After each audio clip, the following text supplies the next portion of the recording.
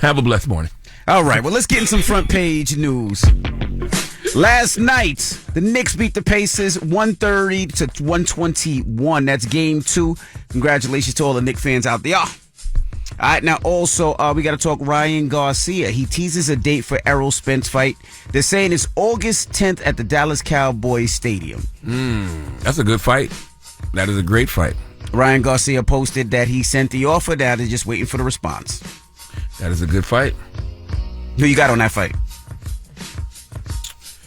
You know, when I first saw it this morning, the first thing I said was, even in Errol Spence's current condition, whatever that condition may be, I still think a 60%, 70% Errol Spence can beat Ryan Garcia, but I don't know.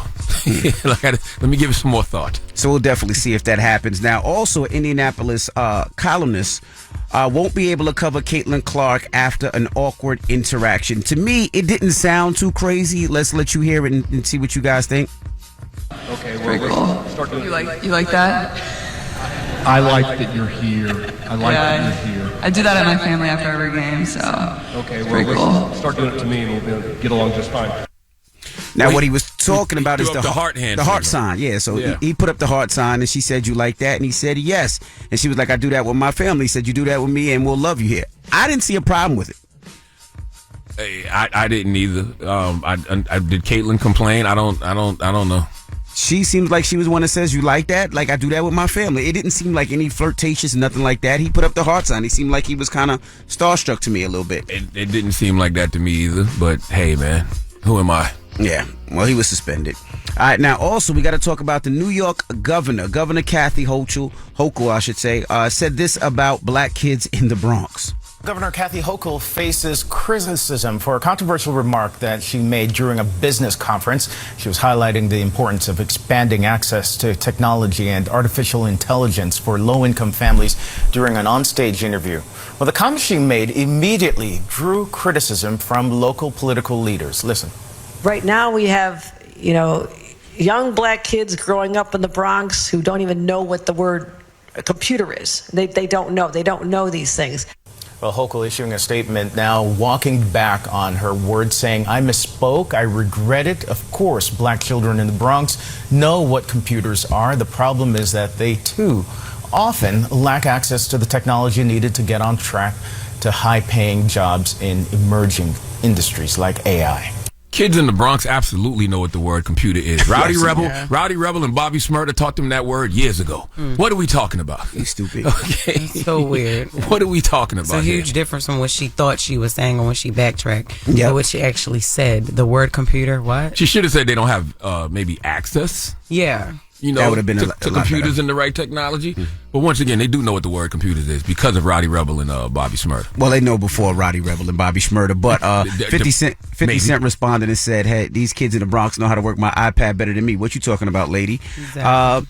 Mayor Adams said, "When you make thousands of speeches, when you're in front of the camera all the time, when you're trying to be authentic and say the things that you're really feeling, one can sit back and do a critical analysis on every sentence you say. I know her heart. I know what she was intending to say, and she was not trying to be disrespectful to the people of the Bronx." Who said that? The mayor, Eric Adams. I can believe that, but you still as a governor are responsible for every single word that comes out of your mouth. That's why you have people who write damn near every word that comes out of your mouth. That's why you practice these talking points. That's why you get prepared to go out there and speak. So even if she's speaking off the cuff, I can understand making that mistake. But I guess we can say, hey, we know what she meant, but you can really only judge people sometimes based off what they actually say. So the only thing she can do is apologize, what she's done, and she says she regrets it, and tell people what she actually meant. Right. All right. Well, that is front page news. It's just wild to say they don't even know the word computer, though. That's crazy. She went all the way with it. Like if she said they don't have computers, or they don't have access to computers, or they don't know how to work computers, but they don't even know the word computer. Yeah, that sounds crazy. Even if she said they didn't have Wi-Fi for computers, like they don't have good Wi-Fi, that would have sounded a lot better. She out of touch. It's one of the biggest records ever in New York in the last decade. Is computers from Rowdy Rebel and Bobby Smurda. All the parents in the Bronx like, don't you know what a computer is? Like, I bet you every parent is like, in an uproar. All right. Well, that is front page news. What up, Jess? What's up? How you feeling this morning? I'm good. No, she's not. She's pregnant. I'm good. I had morning sickness for the first time in a long time this morning. It was just not good. So. Okay. But I'm good now, though. All right. Well, everybody else, get it off your chest. 800-585-1051. If you need to vent, phone lines are wide open. Again, 800-585-1051. Get it off your chest. It's The Breakfast Club. Good morning. The Breakfast Club. It's a new day. This is your time to get it off your chest. Wake up! Whether you're mad or blessed. It's time to get up and get something. Call up now. 800-585-1051. We want to hear from you on The Breakfast Club. Hello, who's this? This Ty. Hey, good morning. Get it off your chest. Hey, how y'all doing, man? I've been trying to get a hold of y'all for the last 2 months, man, to get this off my chest. What's up, Ty? We here. We blessed, black, and highly favored, man. What's happening? Man, I'm just surprised I'm on the phone with y'all. But look, listen. I basically wanted to tell everybody, you know, I'm a truck driver, and I'm on the highway every day. And the way we be getting treated on these highways with these cars, cutting us off and trying to brake check us and all that other stuff, like, y'all gonna mess around and get hurt out here with these trucks. You know what I'm saying? Like, when I first started driving, I used to see so many cars and truck accidents. I used to feel bad for the people in the cars. Now it got to the point to where I see cars and truck accidents, and I don't feel nothing. It's just like you shouldn't have been messing around with that truck. I feel more bad for the truck driver when they get into an accident with a car than the car, because I feel like we don't have so much space to stop. We deal with a lot of stress dealing with four wheels every day, and people just don't understand that. And when they cut us off with a little bit of room and all of that, like, you gotta understand, we can't stop on the drop of a dime like a car. Yeah, we need room. Yeah, but not every driver's like that, though. Not everybody. I know you said you don't feel bad for the passenger. You feel bad for the truck driver, but not every driver is like that. Brake checking you guys or cutting you guys off, man. But I do understand. No, you're right about that. Every driver is not like that, but the majority of people. You get what I'm saying? When you've been driving for a long time and you deal with the stuff that goes on the road with these cars and how people just get mad because they think we got all the speed in the world to speed up quick or switch lanes like that. Yeah, and it definitely matters what's in your trailer. Sometimes you're carrying liquid. Sometimes you're carrying toxic, stuff like that. So you can tell who baby daddy a truck driver, huh? First of all, you can tell who in a relationship with a whole truck driver in this room, can't you? I'm just saying. All of a sudden, you know what's in the trailer. You're right. Yes, you can definitely tell. But I definitely feel your pain, bro. And I agree we shouldn't play with trucks, but also some truck drivers need to stop driving like they regular cars. Absolutely. I be watching these trucks, these big Mack trucks cutting over like they just regular Hondas. Well, salute to you, brother. Be safe on the road. Hello, who's this? It's Courtney. Hey, Courtney. Get it off your chest. I was calling because it's Teacher Appreciation Week, and it's my first year teaching, and I took my teacher certification exam a month ago. I get my results back tomorrow, but like 10 p.m. tomorrow. Man. So I'm claiming it in advance. We appreciate your service. That's right. Yes. Thank you. My mother was a public school teacher, so I respect y'all. 10th, 11th, and 12th, and it's actually been pretty fun. I mean, of course, there's the high school, but... Oh, you said 11th and 12th? 10th, 11th, and 12th, yeah. Wow. Oh, wow. Okay. That's grown kids, so you got to teach grown-ass kids. Yeah. We're grown attitude. Do you take any weapons to school? Like a little taser or something, maybe? Some mace just in case? No, I don't take, but I be talking to them like they grown people, you gotta keep them in check. Okay. Absolutely. Okay. Well, thank you so much. You have a good one, okay? You too. Miss Courtney. Get it off your chest. 800-585-1051. If you need to vent, hit us up now. It's The Breakfast Club. Good morning. The Breakfast Club. This is your time to get it off your chest. Keep calling. 800-585-1051. We want to hear from you on The Breakfast Club. Hello, who's this? My name is Adelaide. I got a lot to get off my chest this morning. Well, go for Adelaide. All right, so this weekend was a terrible weekend for my son's prom. I rented an exotic car. The guy took my money, never brought my son his car, crashed his pictures, his photo shoot dreams with his exotic cars. That man had me crying on my son's prom day. Where you based out of? I'm from Chicago, but I live in Fort Myers. Oh, Florida. Okay. What kind of car was it? It's supposed to have been a Rolls Royce. And what was it? Nothing? A Chrysler? She said nothing came. No, he didn't bring nothing. Every time the time came, he changed my son's date. So, I mean, I had a very terrible experience. So, I just want to cuss his ass out. Did y'all do a contract or something? We did everything over email. Right now, I'm still waiting on him to send me my money back. He said he has to wait on his boss to approve it, to send me my money back. You might have to contact a little lawyer or something. Yeah. You know, let a lawyer reach out to him. So I just want to put his company on blast. He sucks. Damn. Okay. Well, you know what? You stay on hold because if you, I got a couple of people that own Rolls Royces in Florida. I don't know if they're by you, but if you want to take a photo shoot with a Rolls Royce, I'm sure we can set that up so you're not sitting there looking crazy. The prom is over though, Envy. But she might want to do a photo shoot though. So nice because that man's crushed my son's dream. I mean, my son was designer down. All we was waiting on his car. So I lost money with the photo shoot people. I mean, it was a terrible experience for his one time in a lifetime prom. So what did he end up driving to the prom? He had to take my car. What kind of car you got? I have a 2023 a Kia Soul. Lord have mercy. A Kia Soul. Oh. Damn. So he pulled up like a hamster. Man, I was crying. This guy didn't even care. He pulled up like a well-dressed hamster. Yeah, he was right. Hey. Yeah, I'm so mad. But good morning, y'all. Hope y'all enjoy y'all day. All right, well, no, stay on hold. Don't hang up. I'm gonna call my guy Ronnie. I'm gonna get you a car to do a photo shoot, so at least you can have the pictures.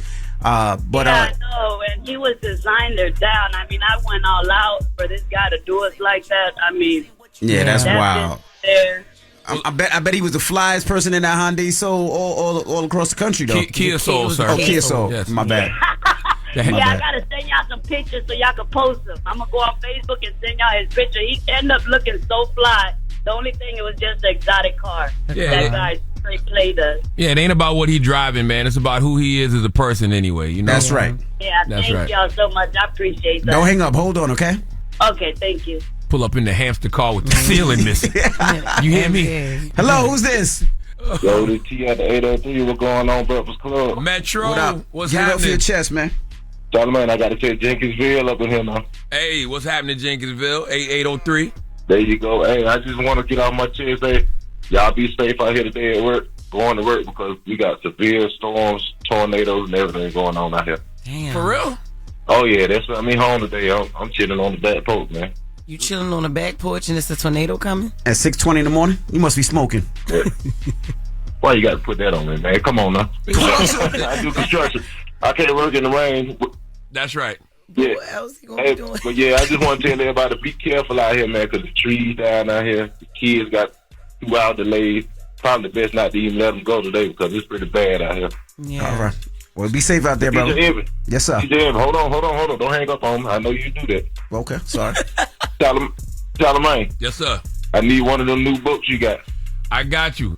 Put my guy on hold, man. We're going to send a book to the 803. I'm going to be in South Carolina on May 29th at Charleston Music Hall with Blue Bicycle Books. I'll be there at 7 p.m. So, I mean, if you want to drive down to the Low Country, I'll be there doing a conversation and book signing on May 29th at 7 p.m. at Charleston Music Hall with Blue Bicycle Books. You can go to whysmalltalksucks.com for more details and to get your tickets for that. Word, we could do that. I might do that, but I'm gonna piggyback off your promotion. If y'all trying to clear y'all credit, y'all need to holler at my homegirl, Quant Lara, man. She one of the best. Go to www.motivationstandup.solutions. Get that credit right. Yes, sir. All righty, have a good one. Getting your credit right is very important. Get it off your chest. 800-585-1051. Now, we got Jess with the Mess coming up. Yeah, Suki got a lot to get off her chest for JT and the new disc record. All right, we'll get into that next. It's The Breakfast Club. Good morning. The Breakfast Club. Morning, we are The Breakfast Club. Let's get to Jess with the Mess. The news is real, whether it's Jess Hilarious, Jessica Robin Moore, just don't do no lies. She don't spare nobody. Worldwide Jess, worldwide Mess. On The Breakfast Club. She's a culture shift. She was able to get y'all to see something and understand something that nobody could get you to see. It's time to set it off. All right, y'all. So a few days ago, I reported on the beef building up between JT and Sukihana. To recap it started when JT dropped her song "Okay" and had some buzz that people thought were aimed at Suki. But when Suki asked JT to clarify what she was talking about, JT did. But she started coming at Suki, like proceeded to flame her, like she really didn't like her, like had some backhanded hate a little bit. So Suki shared that she felt that JT was on a coke rant and she chose not to argue with her, and that she would just jump in the booth. Well, the song is out and it's called Cocaine, and she dropped it yesterday. You been hating on Carisha since a baby. You got booked 3 years, you was still not amazing. Arguing on hold this nigga, so you crazy? Girl, you foaming out your mouth, is it rabies? I can tell, but I bite till you eat booty gravy. Everybody in Miami say you so lazy. First of all, I don't know how Sukihana going to attempt to shame somebody for eating booty. She said JT's diet. And had y'all up here doing it when she came up here. Remember, we all took the picture. Boogie dance. Yeah, we did the boogie dance. Yeah. All right, she had some more to say too. She was talking about Uzi. Let me tell you about hate. Assholes like to smile in your face. I can never trust a dope fiend anyway.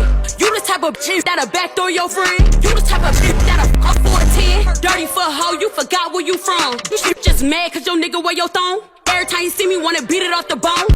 Damn. All right, now it's all fun and games until JT go to hell on Sukihana. Mm-hmm. No, if you think Sukihana might have went low just now, but don't think JT not gonna go to hell. That little mouth is slick. And she from Florida. Mm-hmm. The craziest people in America come from the Bronx and all of Florida. Yep. Suki said, ain't a damn thing I'm ashamed of, so you can't really say anything to embarrass me. Everybody know what I've been through. Everybody know, I put everything out there, so we shall see. It's not about embarrassing her, though. Mm-hmm. It's about them jokes. Oh, yeah. It's about being funny. Should JT respond, though? Yes, because Sukihana's just using this for promotion for her rap TV career. show and her rap TV career, show. yeah. And so JT, shouldn't take any of this pressure. She should just respond and use it for promo. So why would JT respond though? Because I don't think people look at Sukihana as a rapper yet, right? So you give her that acknowledgement. Why not? People do. So, she got a fan base. She does. Whether it's from Baddies or her other songs or Love and Hip Hop or, Mm-hmm. But she does have a strong following. JT's a multi-platinum artist though, right? Yes. She's been platinum a couple times. But so what?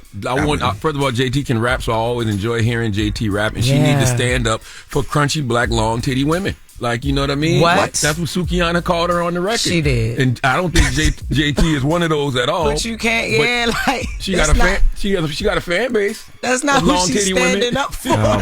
Yo. Jesus Christ.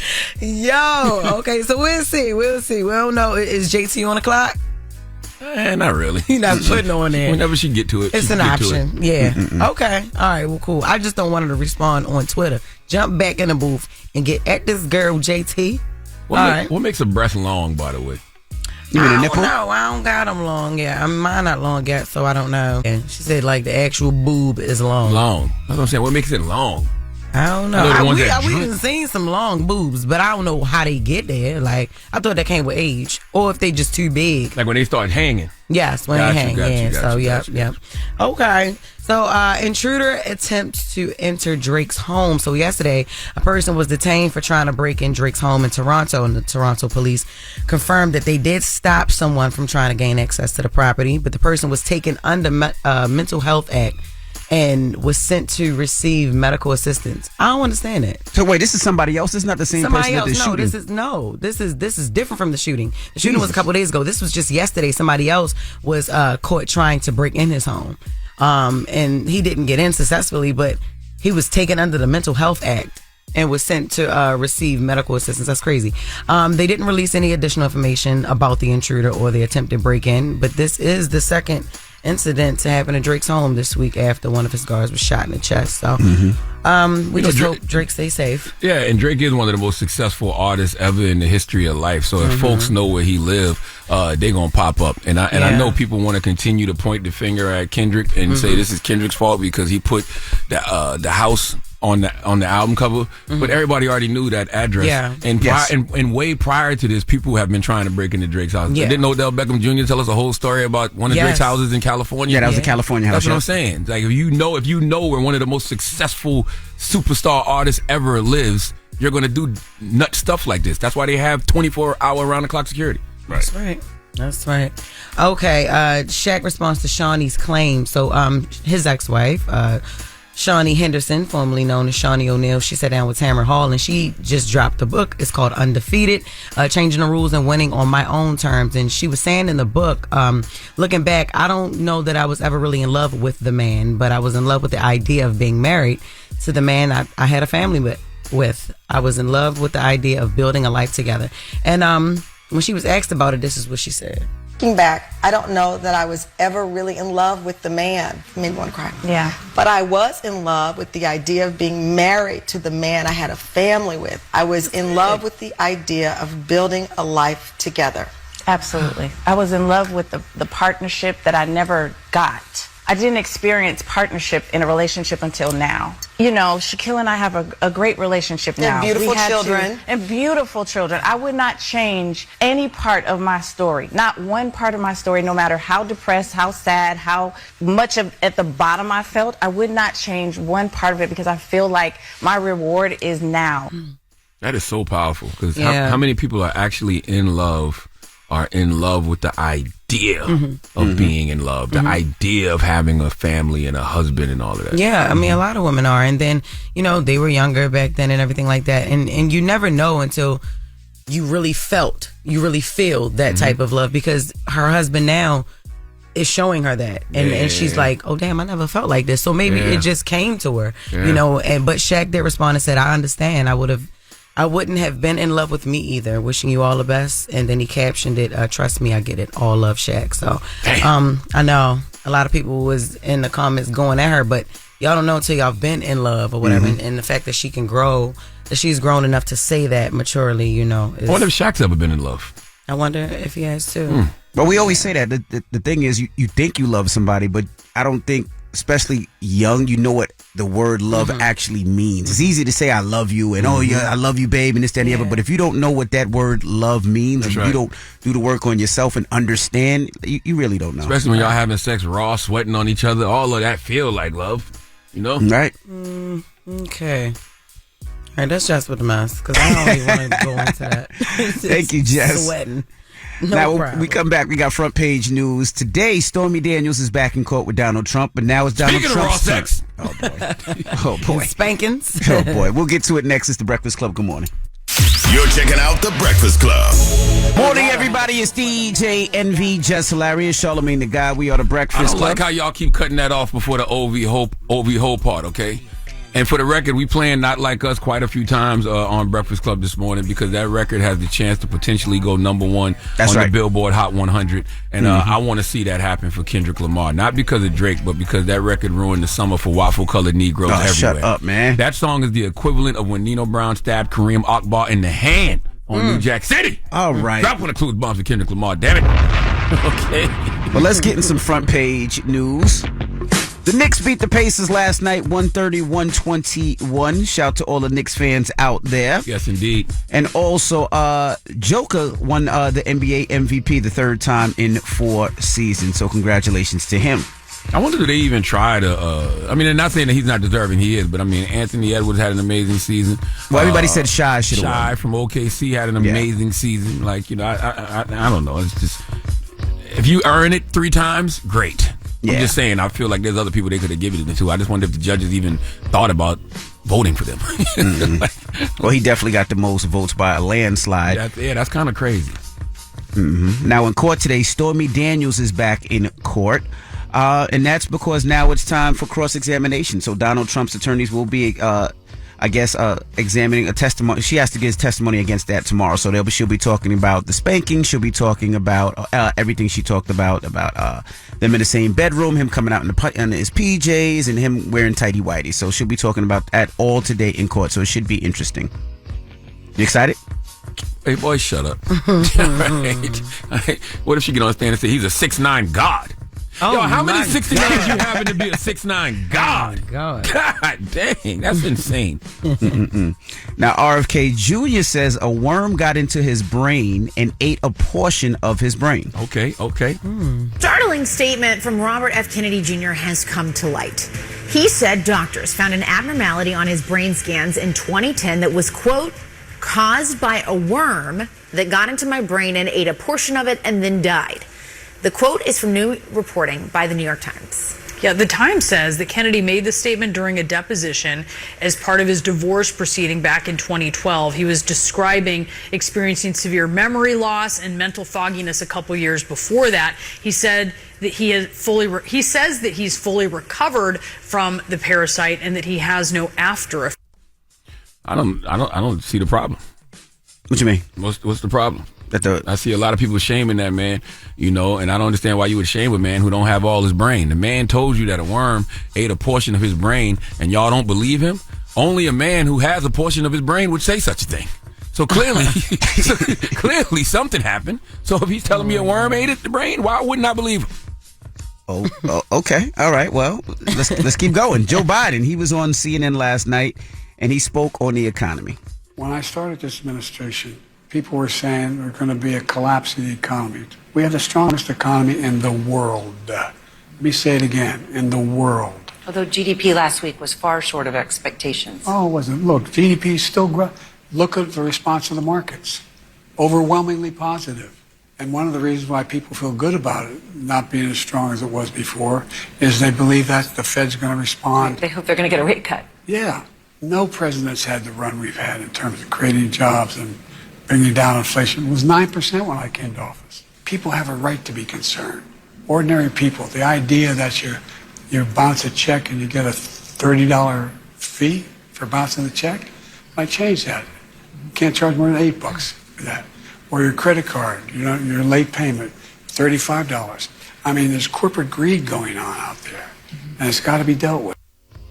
I mean, that's how you win elections, strong economies. That's what people care about. But folks have to feel that in their pockets. If everyday working class people feel that in their pockets, they will be moved to vote in November. If everyday working class people don't feel that in their pockets, they probably won't be moved to vote in November. But, that's what people care about. Yeah, he also spoke on the fact that they're going to stop sending bombs and ammunition to Israel.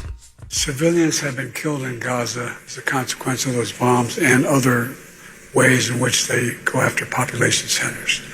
And I made it clear that if they go into Rafah, they haven't gone into Rafah yet. If they go into Rafah, I'm not supplying the weapons that have been used historically to deal with Rafah, to deal with the cities, to deal with that problem.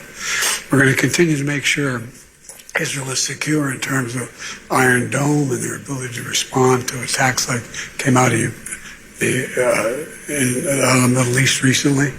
But it's just wrong. We're not going to supply the weapons and the artillery shells used that have been used. Artillery shells as well. Yeah, artillery shells. Is it too little, too late though? Like you can't bring back those 30,000, Palestinians who've been killed in Gaza, and I'll be wanting to know what's the Hamas death toll. Like how would they know when they've gotten rid of all of Hamas? Right. I don't know, but that is front page news. All right. Now, when we come back, Jacob Lattimore and Luke James will be joining us. Yes! You know they're from The Chi. Season 6 will premiere, I believe, this Friday. So we're going to kick it with them in a second. Mm-hmm. Jacob Lattimore and Luke James. Don't go anywhere. It's The Breakfast Club. Good morning. The Breakfast Club. Morning, everybody. It's DJ NV, Jess Hilarious, Charlamagne the Guy. We are The Breakfast Club. We got some special guests in the building. Yes. Yeah. You know them from The Chi. The Chi returns May 10th. We have Jacob Lattimore and Luke James. Welcome. Yeah. What's up, baby? You feel absolutely welcome. Y'all been doing the show so long, it went from linear television to streaming. Hey, no, we super grateful, man. Like Absolutely. this is beyond what we expected. It's just every season we like, man, it's just the last one. It's our last round. Yeah. But it's been going. It's been going. Yeah. We're really excited, man. Especially for a black show. Yeah. Been around for 6 seasons. Ain't no show like ours out here. Word. No, for sure. All of television, we still here. Yeah. I mean, that's testament to our writers, to our creator, Lena Waithe and Common, to our cast, and to our fans. You know what I mean? It's just in us continuing to expand, Yeah, we still growing. You know what I mean? That's like usually on season 6 you're on like the decline is slowing down, but season 6 is our biggest season. You know what I mean? It's and shout out to Paramount Plus. We excited to be on a new platform, man. Absolutely. Yeah. You know who was here earlier this week? Kadeem Hardison. Yeah. He was saying that he's in The Chi. How was working with Kadeem?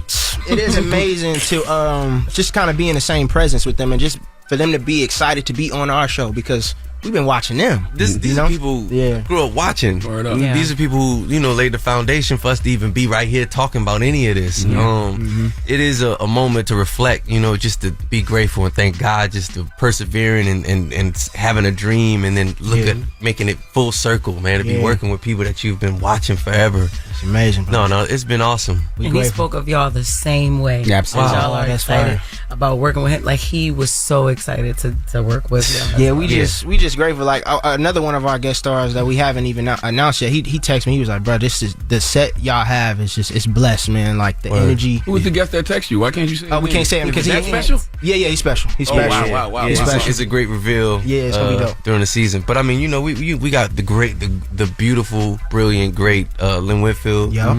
We got Leon. Leon, yeah. Brett Gray. Shout out to Brett Gray. We got you remind me of Leon. I'll take that. I'll take that. And, like, I'm talking about, Leon's a phenomenal actor, but it's something y'all got like the same aesthetic in a way.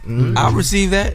I grew up watching them. I mean, Temptations definitely. Temptations. I was definitely like trying not to do the. Ain't nobody coming to see you, Emmett. I'm like, yeah, ain't nobody coming to see you. Yeah, man, he's brilliant, man. To be working with him, I mean, I've had a lot of scenes with him, man, and it's just awesome, bro. Just to be able to sit across from somebody. He's a cool brother. He's a cool dude, man. Super cool. I mean, like, it's really real. He just got that thing. Like, it's real smooth. I'm like, it's really Leon. Like, it's him. Yeah, I'm gonna lean into that as I get a little, older. I'm gonna lean into that. How has the Chi changed y'all lives, though? What? I could pay for a house, life insurance. It's a show that's grounded in reality. It's not completely escapism, and so we get an opportunity to not only stretch as artists but as human beings. It's definitely deepened my well of empathy for just all walks of life, to just be able to hold space for everybody. And it's just opened my eyes to the world in the sense of how I thought.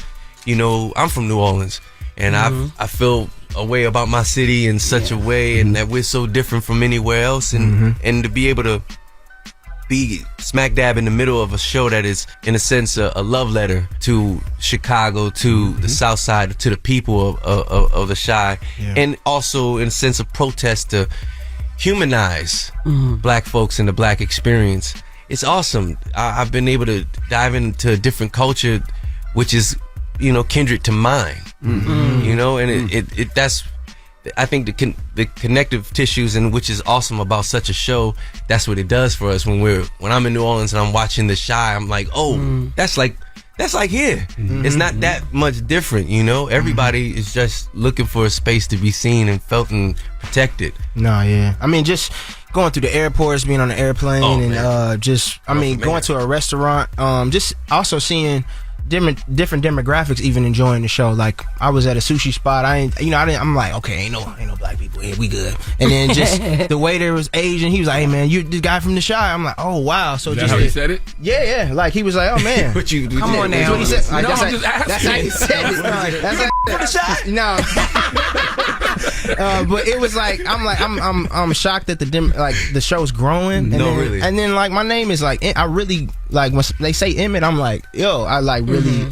It's crazy. Your character resonates. I mean, it's tough. If you watch from season 1 all the way to season 6, I mean, Emmett, like, just the growth in the character and whatnot.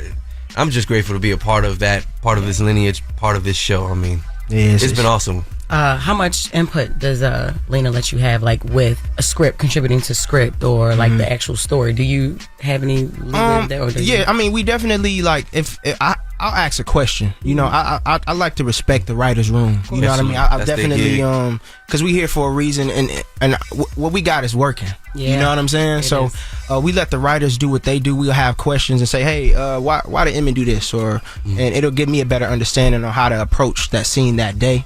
And then they'll give me a better breakdown. But they're open to it. But I like to respect the lanes, because I'm coming here to bring what they write to life. So that's the challenge. That's the work, and that's why you get paid to be able to interpret. But also, we live with these characters, and we have, we can hear their voices, and when we read something, we could, it's pretty open in the sense of like, oh, maybe not that particular word or that particular phrase in that kind of way.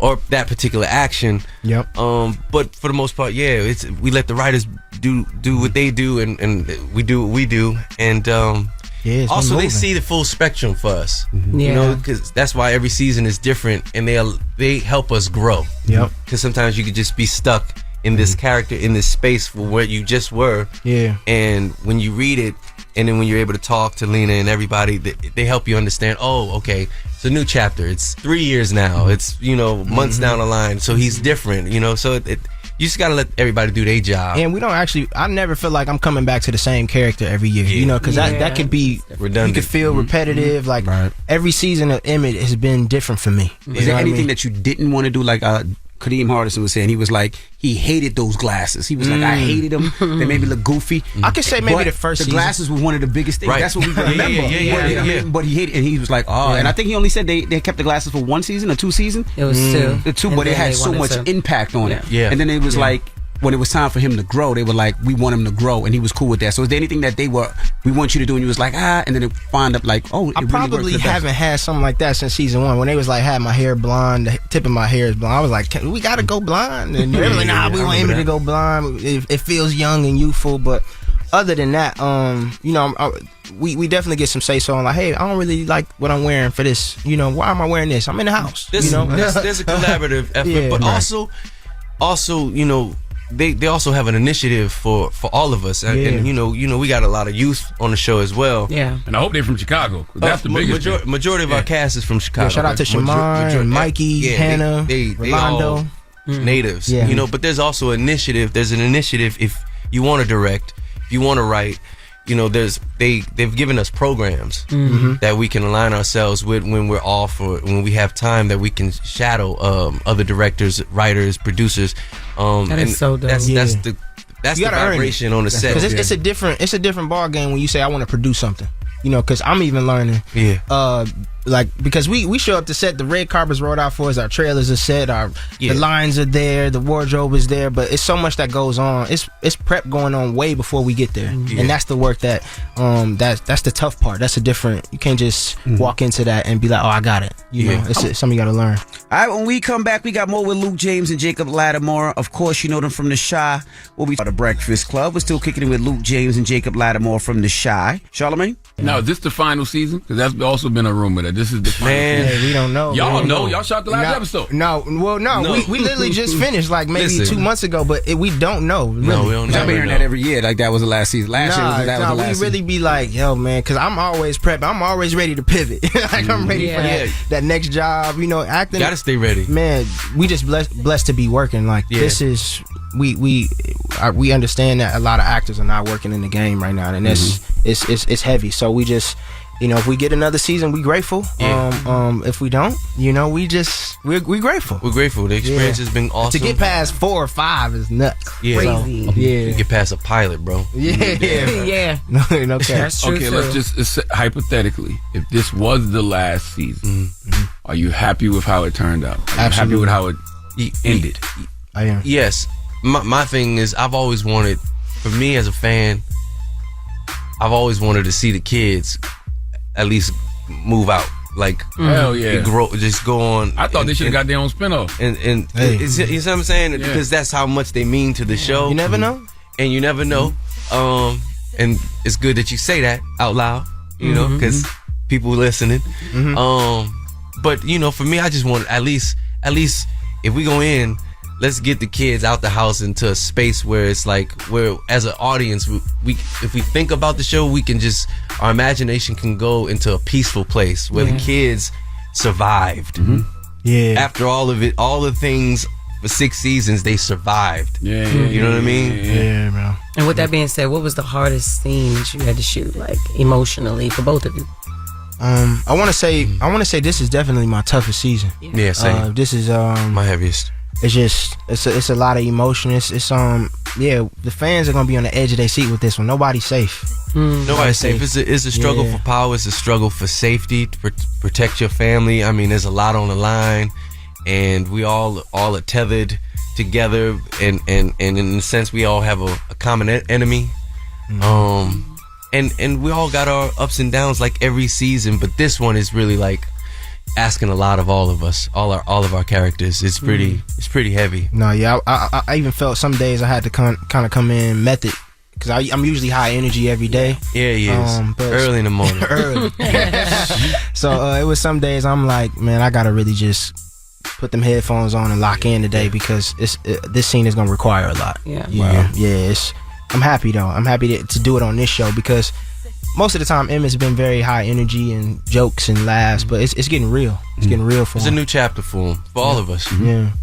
Now, Luke, your character has a type on the show. Yeah. The transgender women that he likes dating. Was that a conversation? What was that conversation like when they presented that to you? That was the role. When the request for a self-tape came, that was the breakdown of the character. Mm-hmm. You know, so it's given to the artist. This is who he is. Mm-hmm. And you know, you choose to do it or choose not to do it. For me, I look at myself as an artist in totality, and it's a matter of asking yourself, what type of artist are you? Yeah, you know, because it's a matter of telling the truth. For me, if I can breathe life into a character and be honest about everything that I'm reading and needing to say, go for it. If it moves me in an emotional way, I'm all about it, and that's what I love about the show, because it's just grounded in the reality of what our lives are, what they really look like, and it's not trying to be this fantasy of what someone thinks it should look like. You know what I mean? And no, I was geeked about it. For me, it's overall, then in totality, I think that the role for me, I had never played a thug figure in that sense, and nobody understands how hard that is if that's not really who you are. That's a great point you just brought up, because nobody will say, Luke, you had to play a thug. Was that tough for you? But when it comes to the transgender, it's like, look, it's hard for you to be in love. Is it hard for you to be kind, be a loving person who is just searching for a safe space? And it's not a thing. It's not even on the table. This character, that for him, it wasn't a thing on the table. For him, he had just been living his life. And if you think about all the characters, we all have these ups and downs, which is so cool about this season, why we talk so much about mental health within the season. We're not preachy in our show, but we're just going through the motions as everyone does in real life, because we all value a safe space to be seen and heard and felt and protected. And that's right. I really like the nuances of such a character. How do you protect your piece as a man, though? I totally understand everything you're saying as an actor, but we still live in a dickhead era. Yeah. Where you got all these digital who get online and say, oh yeah, that's what you into, yada yada. So how do you protect your piece as a man? Bro, I really don't subscribe to it. You don't pay no mind. I don't subscribe to that. I'm beyond that. There was a moment in my life where I would not have done this role. There's a moment in my life where I'm not, but never from an aspect of homophobia or anything like that. From an aspect of my artistry, I don't know if my well is that deep enough to be as honest and truthful, as great as I need to be in order to tell this story and be well-rounded. But you know, over time, experiences, doing things, and then the questions of asking what type of vessel, what type of artist I want to be, you get the opportunity, and then also you have a creator that will text you as soon as you send a tape in and tell you, I'm gonna hold a safe space for you. You know, I got you. And that's Lena. Yes. You know, this is gonna be awesome. I got my hands on all of this. This is gonna be a beautiful thing, and I'm grateful for you to take a chance on this. And for me, again, it's deep in my well of empathy. I just see the world differently, bro. And I have no judgment. As an actor, you can't really have, to be able to tell the truth and tell that character's story, you can't really judge it. You just have to look at what they're going through and say, damn, that's where he is. But you know, the thing is, like what he said is, you look at actors before your time, they didn't have to deal with the social media part. No, right. But now you every day, like even if somebody didn't like your character, or let's say you did a bad job, it was one day and gone. But now you got social media everybody's a critic. Day. Everybody's a critic. Everybody feels like they can do a better job, or they did it, or they can tell you what to do. So that's where the mental comes in. So to make sure that doesn't affect you is the thing, because you want to do the character and you don't want to be thinking about, well, what are they going to say? You just want to do a great character in both of you. And we just understood acting back then. I remember having a conversation with Megan Good once, and Megan Good was saying how she has to be conscious of the role she plays, because nowadays people think that's actually you. Yeah, very true. I'm like, huh? No, that's absolutely. very true. Now I'm completely different from Emmett. Like, I have no kids. I don't deal with no baby mama drama. You know what I mean? Take like the condom this. off, Jay. Simple. Not hard. Well, I mean, pull out production. I mean, but it's like, you know, it's definitely that though, and I've been learning that on this show. Like, man, people really approach us in that way as if they know us because we live in their homes with this show, and That's strange, it's though. crazy. It's crazy. And I mean, you do it so well that part of that got to be true. Yeah, but Yeah. people don't understand about acting. The beautiful therapeutic point of it and the fun of it is the transformation. Seeing a role, not seeing yourself in it, and seeing someone else in it, and seeing the challenge of understanding who this human being is. That is probably far from who you are, your experiences, or everything. The way you think of the world. You know, I think it helps the part, and when you take the challenge of accepting it. Yeah, it's two sides to that. Like you said, like you did such a good job, but it'll be like, oh my God, is that really who he is? And then you, as a critic, because I was a critic even when I was younger, I couldn't stand Lawrence Fishburne after watching What's Love Got to Do with It. I didn't until I seen him in Matrix, and I was like, okay, he went crazy. Different. Yeah, you know what I'm saying? Sometimes people just do their job. Some people are stuck, good. And you'd be like, oh my God. And as an audience member, we gotta give the audience grace. We understand what it's like to be in the audience and watching, you know, some of our favorite classics. I believed it. You know? I believe it so much. But not like the social media people. I mean, I didn't want him to be beating on Angela Bassett like that. You know, that's just what it was. All right, we got more with Luke James and Jacob Lattimore. When we come back, don't move. It's the Breakfast Club. Good morning. Good morning, everybody. We are the Breakfast Club. We're still kicking it with Luke James and Jacob Lattimore from The Chi. Charlamagne? There's been a lot of people who've come and gone on The Chi. Like, which character or actor do y'all wish was still on the show? Yeah. I mean, I miss them all, man. You could controversial. I miss them all, man. I miss them all, but I miss everybody. Yeah. I'm not gonna lie. I'm a fan. I was a fan of the show before I even got on it. Yeah. Because this is my bro. Yeah. You know. It's our second project together. Yeah. Second. You feel me? I miss everybody because everybody really did their thing. Yeah. For me as a fan watching the show, I was just enamored by everybody's position in the show, and so when I came to the show when people weren't there, that was a shock for me. But that, you know, that's the business. It is what it is. And we move forward and fully support the brothers, man. Yeah. Always. Well, I miss Jason Mitchell's character. 100%. You know what I mean? He was killing that role. 100%. New Orleans. Hey, definitely. All love to my brother. I try to stay in touch with him and give him a lot of love. Always. Man, we love you, brother. For real. Yeah. And Jason is a fine, brilliant actor. Yeah, he is. You know what I mean? And only time will tell. You feel me?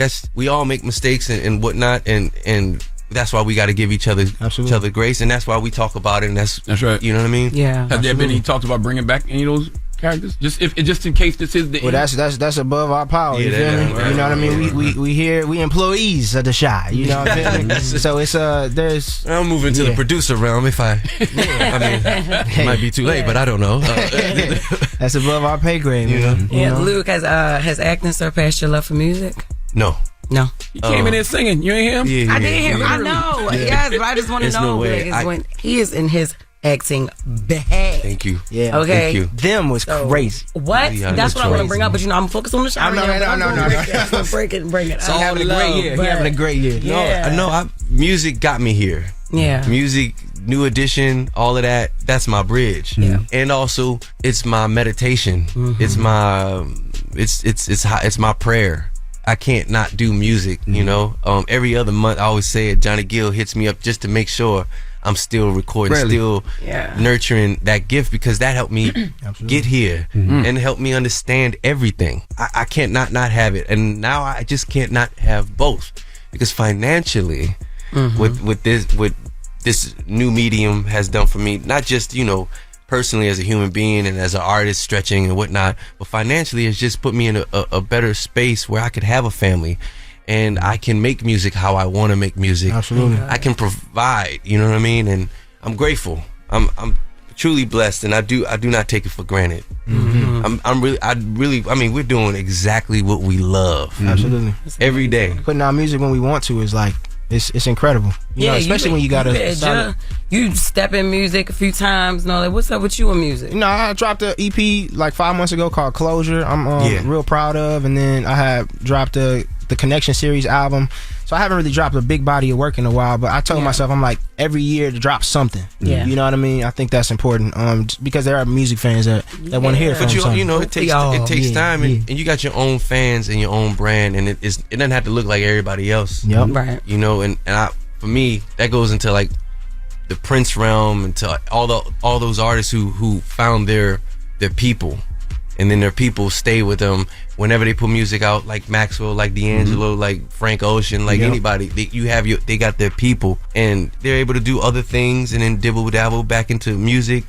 when they do, and they got that core fan base that will always be there. Show up. Why closure? Sound like you broke up with somebody very harshly. Hey, I did. You know, I did. Man, you know he's soft, man. He be crying. I think, matter of fact, I think the first time I came to the Breakfast Club, I was getting out of it. I'm a relationship person. I love man. Yeah. So it's You don't need to hear that on the album. Hey, I had to put it out there.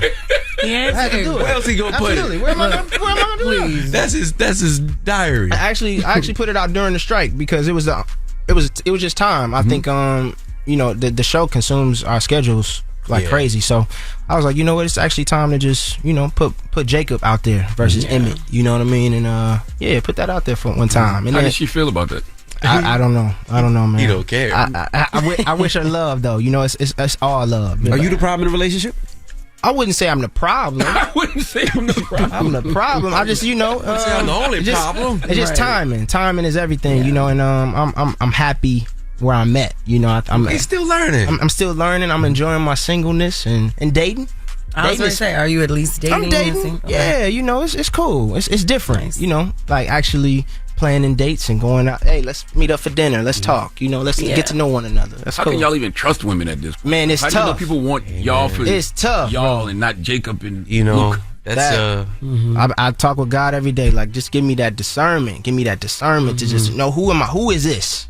Who is this? You know, I got to get to it. And I got to really get in that girl business too. Like, what you do for a living? Yeah. You know what I mean? Not that I'm not a 50-50 guy, but you know, I need to know what you're doing. I got a lot going on. I got to know that you got a lot going on too, and you got some aspirations and things and goals, things that'll hold you accountable to your actions and whatnot, and that you see that I'm moving forward, and you want to move forward in your realm. If we can keep that in harmony, peace and love, we'd be all right. So they have to be in the industry? No. Okay. No. I don't know if I want to do the industry again. But Jacob, you say you'll never date a woman from the industry again. I wouldn't say that. I just, you know, it was just. It's tough. I think. I mean, you still love her. Still love her, don't you? Absolutely. Yeah. Oh yeah. It'll never go away. Whenever a man looks in the air when he's talking about an old relationship, he sees somebody. He's a specific face. There's a thing. Absolutely. That's happening right there in his head. Jake, don't pay attention, please. No, it's all love. No, I do.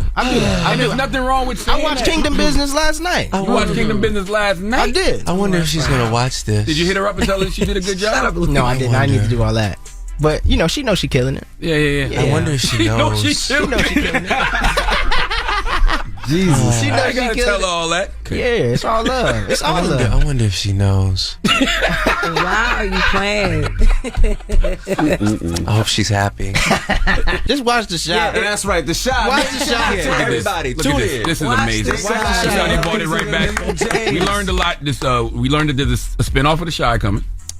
There it is. All right, We're gonna put it out there. Jacob still loves Soraya. Oh my God. I have love for Soraya. No. You said you're still in love with her. It's fine. No, stop it. Stop it. It's fine. Stop And season 6 of The Shy is great, and it may not be the final season. Definitely enjoy it. Well, we appreciate you guys joining Thank us. y'all for having us, man. One of our producers just said season 7 has been greenlit. I don't know how true that is. I tried to Google it, but real? No, they just want y'all to confirm. Y'all would know. Don't. Stop playing. What? Oh, no, they said is it's. for real? We said it is. His team just texted me. Shy season 7 has been greenlit. Oh, good. Hey, Y'all didn't know that? Y'all just finding that out? I swear we find out. We find out when y'all find out. Promise. Wow. Well, congratulations. Congratulations. Thank y'all. Absolutely. Congratulations. Wow. Dang. Wow. Congratulations. Money. now I know where all y'all get Well, season 6 returns May 10th. Season 7 has been greenlit. That's right. Congratulations. It's the Breakfast Club. Good morning. That's right. Let's get right into the Jess with the Mess. News is real, whether it's Jess Hilarious, Jessica Robin Moore, just don't do no lies, don't do no lies. She don't spare nobody. Worldwide Jess, worldwide Mack. On The Breakfast Club. She's a culture shifter. She was able to get y'all to see something and understand something that nobody could get you to see. It's time to set it off.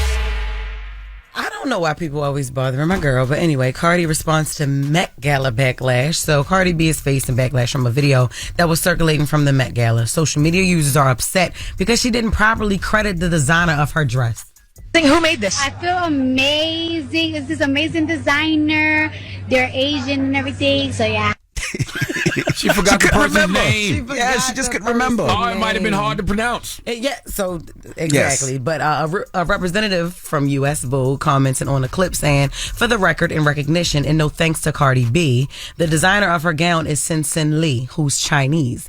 The gown took 2 months to make. I personally think it's boring and not even on theme, but she chose it and should have at least remembered his name and not just that he's Asian." First of all, that was way worse than what Cardi B said. Way worse. What she just did. Like, are you stupid? That was way. You just defecated on the man. Yeah. Or woman. I don't know what it is. It's Sin Lee. Yes, Sin So Lee. we don't know, but this person was a clown for doing all that. His comments started to gain traction online, so Cardi felt the need to explain herself online. First thing first, when I was on the carpet, I was very scared because the dress was supposed to be like on a little podium, and I've been practicing how to pose on the podium, but at the carpet I wasn't allowed to use the podium, so I had a lot of things on my mind, and I was being rushed to the front of the line. So when I was getting interviewed, I kind of forgot to pronounce the designer's name because his name is a little bit complicated. So I was like, damn, how to pronounce his name? Like my mind was just racing. See, when you come from a certain environment, you can hear somebody and know when they are having trouble pronouncing the name. As soon as I heard what she said, I knew she either forgot the person's name or didn't know how to properly pronounce it. Happens all the damn time. Well, even before that, they asked, who was the designer, and she was like, "I feel so amazing." She didn't answer because she was trying to think of the name. She was trying to think of it. She was trying to think of the name. It happens all the time. That's right. But the fact that the Vogue representative ished on the dress, like that was worse. I would feel like horrible as the designer. Like, okay, so my name wasn't said, and you hated the dress. Damn. Matter of fact, I don't want you to say my name Please if you don't like the dress. It's clowned out, but I totally feel for her, and she was nervous, like she said. So it is what it is. Salute the body. Yes. Another rap beef might be coming. Gunna is set to drop an album on Friday. It's called One of One. Gunna and his fans are looking forward to the album drop, but Future cut his momentum short by announcing that he's dropping a mixtape on Friday as well. Future tweeted, "F your album, this ish ain't slapping my mixtape," and Gunna later tweeted, "F what these boys talking about." So right now the shots that are allegedly taken at each other are subliminals, but we'll see where this goes. Why is it so spicy in rap right now? I have no idea. Just to come out and be like, "F your album," this ain't, but it's speculation that Future and Gunna no longer get along with each other because of the rumors that Gunna was snitching on Thug or whatever. That has been ironed out, and they're both cool. I'm here for a Gunna album, and I'm definitely here for a Future mixtape. Okay, there's not too many artists who got the mixtape catalog that Future does. So yes, I'm here for all the music on Friday. Yeah. Okay. DJ Vlad apologizes to Princeton professor. So earlier this week, I reported on Vlad getting into a back and forth with a professor at Princeton who told him his opinion in the Drake and Kendrick beef wasn't welcome because he's white. During the back and forth, he threatened to file a complaint about her racism to Princeton and even tagged them in some of his tweets. Social media was real mad at him for using his white privilege to risk a black woman's employment, and I guess the reactions got to him, so we shared a post to apologize, and it said, "After considerable reflection, I would like to apologize to Morgan Jerkins for tagging her job in my replies during our Twitter exchange last weekend." If he felt the need to apologize, that's his prerogative. Yeah, there's nothing wrong with that. You can never be too big to apologize, so I think that's dope that he did that. And you should never mind. Never what? Nothing. Say it. He's about to turn it gay. No, I was not. What was you about to do? Don't worry about it. I'll tell y'all after the show. It was a terrible joke. It would have been a terrible callback. Horrible. It would have been really And bad. would've But got it us was in right trouble. there. It would have. And I'm glad you caught it. It was right there. But when I tell you, out when the mic's closed, it's so funny. Just remember what you said. You said you can never be too big to apologize. Yes. I'll tell you after the break. Now, Donkey of the Day is next, right? Yes, Donkey of the Day is up next. All right. Yes, and we are. It's going to Governor Kathy Hochul. Governor Kathy Hochul. Yeah, she needs to come to the front of the congregation. We'd like to have a word with her. All right. And then after that, Jess Fix My Mess. So if you need relationship advice or any type of advice, you can call Jess right now. 800-585-1051. Donkey of the Day's up next. You're checking out The Breakfast Club. Don't be out here acting like a donkey. Hee-haw, bitch. Hee-haw. It's time for Donkey of the Day. I'm a big boy. I can take it. If he feel I deserve it, ain't no big deal. I know Charlamagne guy gonna have some funny sleep. Say out his mouth. You gotta say something you may not agree with doesn't mean I'm mean. Who's getting that donkey? Oh my God. That donkey. Oh God. Donkey of the Day right there. The Breakfast Club, bitches. You can call me the Donkey of the Day, but I mean no harm. Every time I hear Pipsqueak, all I think about is not Pipsqueak. What was the name of that song? Not Like Us. Every time I hear Not Like Us, all I think about is Kendrick really didn't take kindly to the short jokes. He really did not take kindly to being called Pipsqueak. Lord have mercy. Donkey of the Day for Thursday, May 9th goes to New York Governor Kathy Hochul. Okay, Kathy. Kathy is a Democrat who is being interviewed at a large business conference in California to discuss expanding economic opportunities in artificial intelligence for low-income communities. And she had this to say about young black kids growing up in the Bronx. Let's listen. Governor Kathy Hochul faces criticism for a controversial remark that she made during a business conference. She was highlighting the importance of expanding access to technology and artificial intelligence for low-income families during an onstage interview. Well, the comment she made immediately drew criticism from local political leaders. Listen. Right now we have, young black kids growing up in the Bronx who don't even know what the word computer is. They don't know. They don't know these things. Well, Hochul issuing a statement now, walking back on her words, saying, I misspoke, I regret it. Of course, black children in the Bronx know what computers are. The problem is that they, too, often lack access to the technology needed to get on track to high-paying jobs in emerging industries like AI. That was Pix 11, too. That was our news source. Salute to Pix 11. Now, what does your Uncle Charlotte tell you at least twice a week? I tell you that the craziest people in America come from the Bronx and all of Florida. Now, kids in the Bronx are crazy, but they not stupid. Okay, there's a difference between stupid and crazy. Stupid is not knowing what the word computer is. Crazy is Cardi B. But Cardi B is far from stupid, but she's crazy. So it is an insult to the intelligence that exists in the Bronx to say that those kids who come from low-income areas don't know what the word computer is, okay? Damn, Kathy, she said these kids don't know the word computer. She didn't say they don't know how to use computers or they don't have access to computers. She said they don't even know what the word computer is. You do realize if they don't know the word computer, that is your fault. It is a failure of elected officials. It is a failure of the system all through New York City, because are these schools in low-income areas getting proper funding? Are you investing in these kids' education the way you should? Are the schools up to par? Are teachers being compensated properly? Are these kids eating?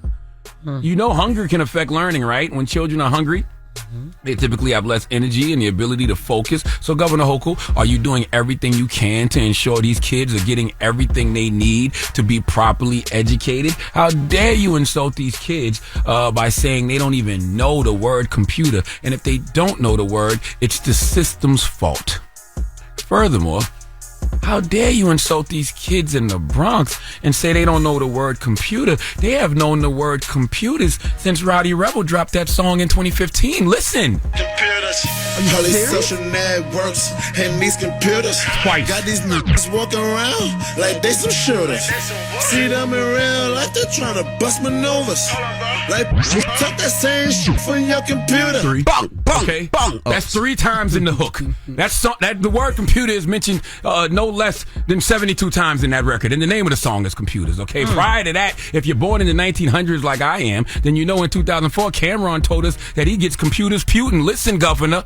I get computers putin'. Governor Hochul, I bet you didn't know the word putin'.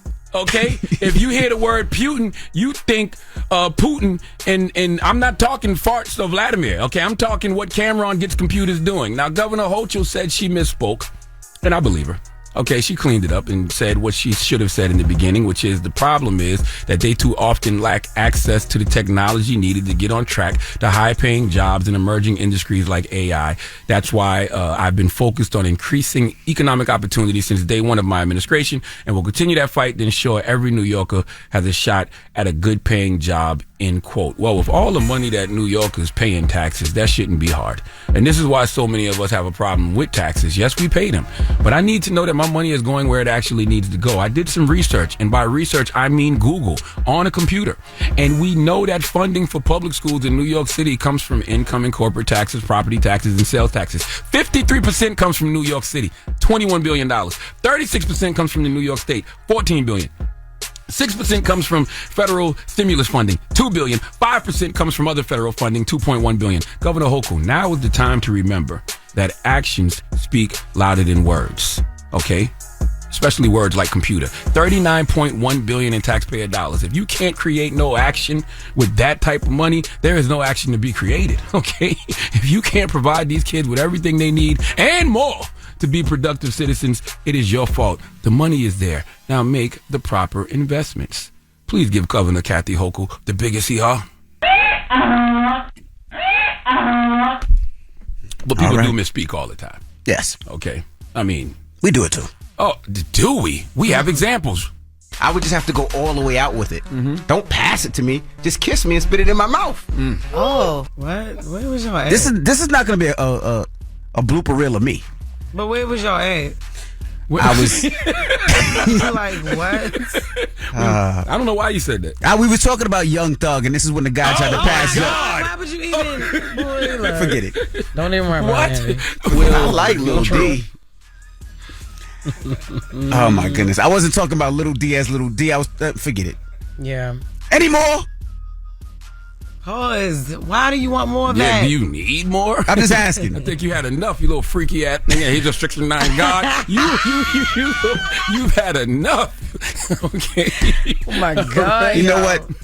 Forget your donkey, all right? Up next is Just Fix My Mess. 800-585-1051. If you need relationship advice or any type of advice, call Jess right now. Now, all the things that Charlamagne say, y'all ain't play none of his stuff, right? None of his bloopers, huh? All the stuff that Jess said, and you don't play none of her bloopers. First of all, I don't misspeak. I'm just stupid. Yes. There was a worm that crawled into my brain and ate a portion of it a long time ago. We know. We know. All right. Jess with the message. But Jess Fix My Mess is up next. It's The Breakfast Club. Good morning. The Breakfast Club. Made it! It's the real deal. Help me! Help me! Oh my God. I'm all up in your mess. I'ma fix it. Fix it. Fix it. Fix it. Just gonna fix your mess, cause my advice is real. Morning, everybody. It's DJ NV, Jess Hilarious, Charlamagne the Guy. We are The Breakfast Club. It's time for Just Fix My Mess. Who we have on the line? KK. Hey, KK. Where you calling from? I'm calling from North Carolina. All right. What's your question for Jess? Okay, Jess. I love you, Jess, girl. What's up, girl? Okay, so my question is, or my thing is, I've been married for almost a decade, and I'm American. My husband is Jamaican. And one thing I have issue with that I need your advice with, I was raised with nothing but brothers. I'm a baby of 4 boys. And I'm tough. I'm really tough, and I just don't tolerate a lot of stuff. You know what I'm saying? I wasn't raised with girls where, want to sit there, look cute, and, be all up in makeup. I was, let's play some football or basketball. You know what I'm saying? So my husband always say, why you always acting like a Negro? Why you always and I'm just I'm not going to tolerate you talking to me crazy. Yeah. And it's just how do you just really just shut up sometimes? Because it's I feel like everything's showing my face. If you talking crazy, my eyes start blinking and switching who you talking to, Yeah. And it's it's hard to just sit back and put that aside, put up on the on the counter, and just be quiet. Even his mom will be like, hey, he didn't mean it that way, no, Mom. He didn't mean it that way. He didn't mean it that way. And I'm just oh, he just called me a you know what I'm saying? I'll say he meant that. So, I'm so are you, how old are you? I'm 35. 35, okay.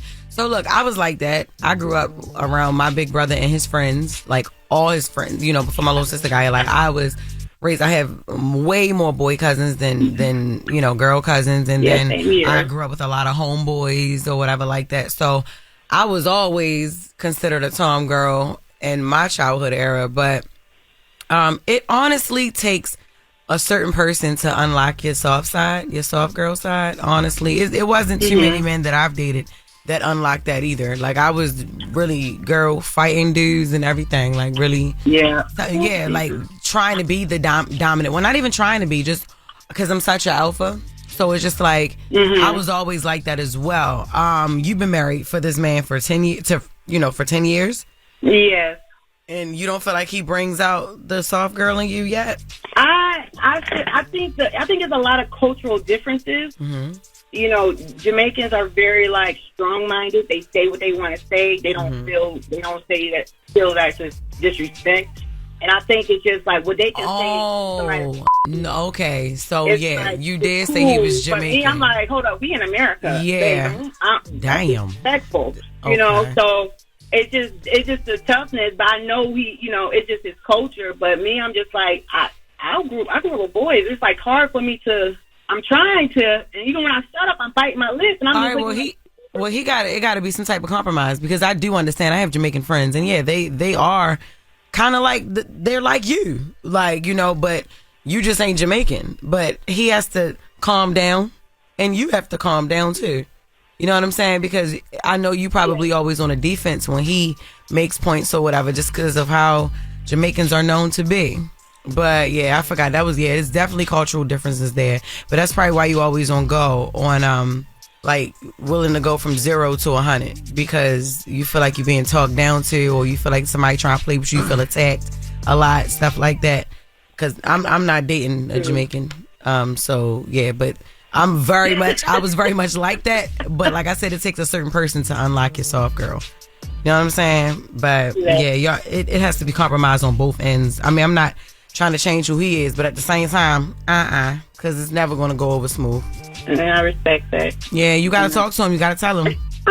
Like, if you calm down, I'm going to calm down. I'm going to give you what you give me. Yeah, because I tell him all the time, what you want your mama? I ain't your mama. Your mama's shush with the daddy. I can't push. Damn, how the hell was y'all married for 10 years? That's wow. 2 choices in the household. Well, I'm going to pray for y'all, but y'all need to talk about that. Like, y'all need to be willing to compromise. Thank you. No problem, babe. All right. Just fix my mess. 800-585-1051. If you need relationship advice or any type of advice, you can call Jess right now. It's the Breakfast Club. Good morning. X about me. Relationship problems? X about me. You need to beat your coworker's ass. X about me. Your coworker need to beat your ass? Call it up. It's Dr. Jess, and I'm here to fix your mess. It's getting very much messy. Let me fix it.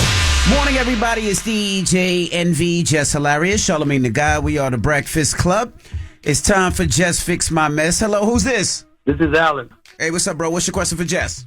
Listen, I got a good question, man. Good morning to everybody. Good morning. I've been dating my girl for about 9 months, and I recently just found a hidden camera in the room. How should I go about it? Wow. You've been dating your girl for 9 months, and you found a hidden camera in the room recently. Have you talked to her about it, or you haven't? You just talking to me? I'm just talking to you first about it. I want to know how to deliver it to her.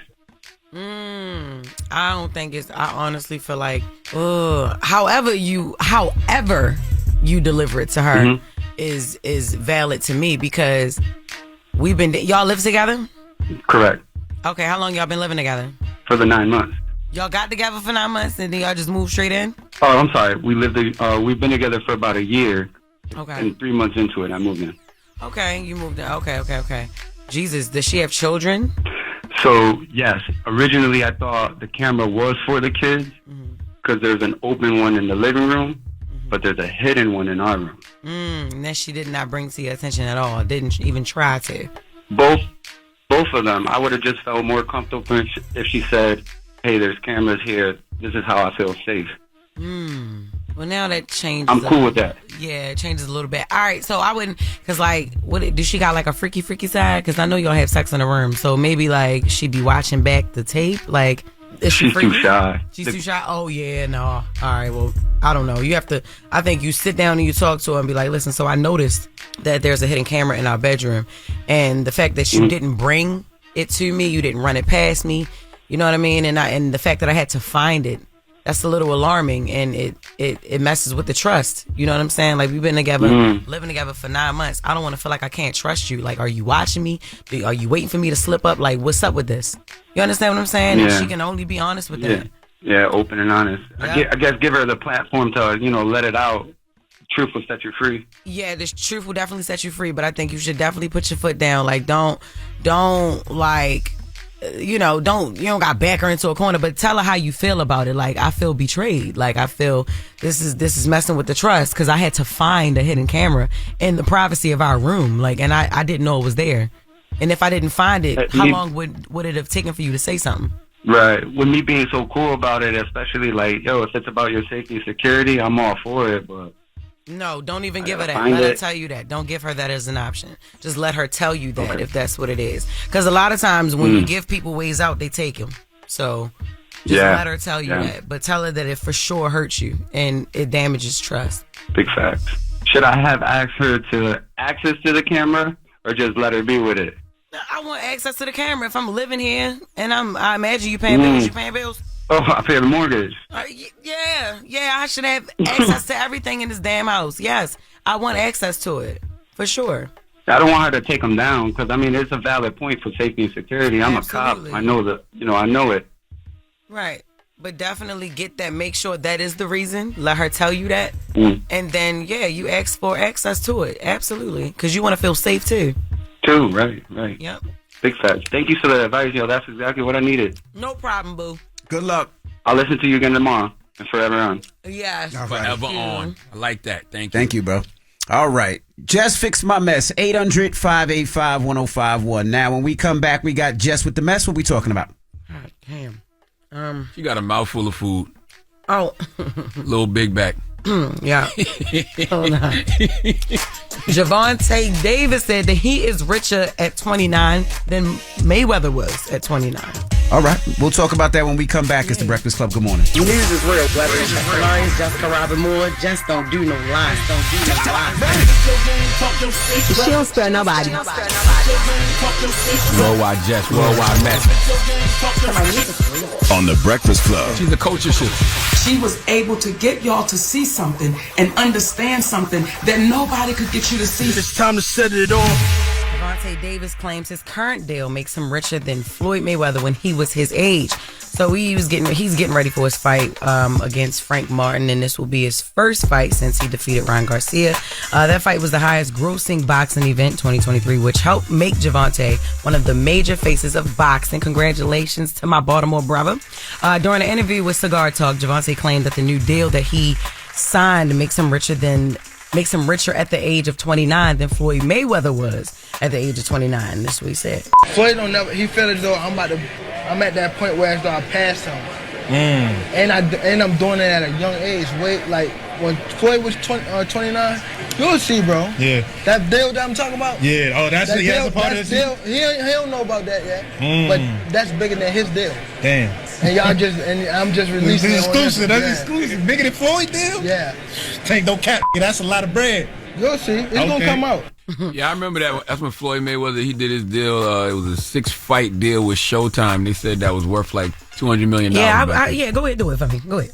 Oh, I didn't know you had that. Yeah, so back in 2013, Floyd signed a deal that was worth $200 million. Yep. And then Javante's current deal was reportedly worth $250 million. And it's a 6-7 fight deal or whatever. But isn't this how it should be? Like when Michael Jordan was playing in the league, LeBron James made more than Mike at the same year because the way that the money is, it should be like that, right? I mean, the sport makes more money, but also guys like Floyd Mayweather kick down those doors, so guys like Javante Davis can make that kind of bread. Right. The comparison was a little cringe to me, but even if we're looking at it, this was all the way back in 2013. Yeah. That he had $200 million, like back in 13. So you talk about 11 years later? Yeah, $250. Yeah, that's good, but for 11 years ago, and for him to make $200 million. 200 million 11 years ago went further than 200 million now. I know that sounds crazy to say. It does, but it's the truth. It's the truth. Mm-hmm. Yeah, so congratulations to both of them at the age of 29. Yeah, they both won. Like I mean, you know. Yeah. He was like, you gonna see? Yeah, weird flex tank, but it's I'm saluting both of y'all. Right. Okay. Suki ain't done yet, y'all. So earlier this morning, we spoke about the diss track Suki dropped towards JT, but Suki said she's ready to keep it going. She about to drop a Kendrick. All right, she said, just know I got another one in the vault. Let's see what the lame response she comes up with, dude. Also, babe, the plug said you reached out, but there's one more for you. She put a link tree in her in the post. I need y'all to join the channel. Also, my people watching this story is a great plug for your baby daddy or yourself. So. All right, Suki, I'm just telling you, JT can rap her ass off. Mm-hmm. She willing to go to hell. She from Florida, and she funny. Yeah. So you gonna get what you asked for. Mm-hmm. And Suki rhyme with Dookie. So there's a lot you can do with the name. Yeah, and Suki from Delaware. You know what I'm saying? So I mean, that's just a fun fact, throwing that out there. You know, she's in Miami, but she from Delaware. You know, so what I mean, you just saying you keep throwing the fact that JT from Florida, all right, Suki from Big Delly. Big Delly. Yeah. So don't be sleeping on Delaware, I guess. All right. That's Jess with the Mess for today. All right. Thank you, Jess. All right. Well, let's get to the mix, the People's Choice mix. Hey, happy born day to Ghostface Killer, too, man. Happy birthday, Ghostface. My favorite MC of all time. My personal favorite MC of all time, Ghostface Killer, man. Salute to the God, Big Ghost. He got an album coming out tomorrow. Yep. I believe. It's Friday. Yep. All right. Well, it's the Breakfast Club. Good morning. Wake up. You're locked into the Breakfast Club. Good morning, everybody. It's DJ NV, Jess Hilarious, Charlamagne the Guy. We are the Breakfast Club. And let me salute to Lincoln Tech. I'm actually in Atlanta right now. They're doing a grand opening of one of their campuses. And Lincoln Tech, of course, is a trade school. So if you're into HVAC, welding, automotive, and a host of other things, it's a trade school where they're all across the country. So I am here for their grand opening. So salute to all the students and everybody at Lincoln Tech. I'll see you guys in a little bit. And make sure you get your tickets to see me in Charlotte, May 17th and 18th. That's a Friday and a Saturday. Get your tickets at cltcomedyclub.com or my website, JessHilariousOfficial.com. 4 shows in 2 days, y'all. I will be there, Charlotte. Can't wait to see y'all. All right. Well, when we come back, we got the positive note. It's the Breakfast Club. Good morning. Morning, everybody. It's DJ NV, Jess Hilarious, Charlamagne the Guy. We are the Breakfast Club. Now, Charlamagne, how can they pre-order your book? You can go pre-order my book by going wherever you buy books to pre-order it, man. But I'm going to be on a book tour starting on March 22nd. So salute to everybody who's already pre-ordered Get Honest or Die Line. But, you know, if you want to come to a book signing, I'm going to start it off in New York City on May 22nd at 1 p.m. at the Barnes & Noble on 5th Avenue. And then later that day, I'll be at the Barnes & Noble in Paramus, New Jersey at 5 p.m. And then I'm going to Philadelphia, and I'm going to Miami, then I'm going to Charleston, then I'm going to Atlanta, then I'm going to DC, then I'm going to Maryland, and I'll be in Vegas, and I'll be on the West Coast. So go to whysmalltalksucks.com to get tickets to those events, and I'll see y'all out here on the road. All right. Yes. Well, you got a positive note for the people? I do. The positive note is simply this: you cannot escape the responsibility of tomorrow by evading it today. So that basically means whatever it is you got to do today, go do it, okay? Because it ain't going nowhere. Still going to be sitting there tomorrow. So get it done today. All right, Musty? Have a good day. Jesus. Breakfast Club, bitches! Y'all finished or y'all done?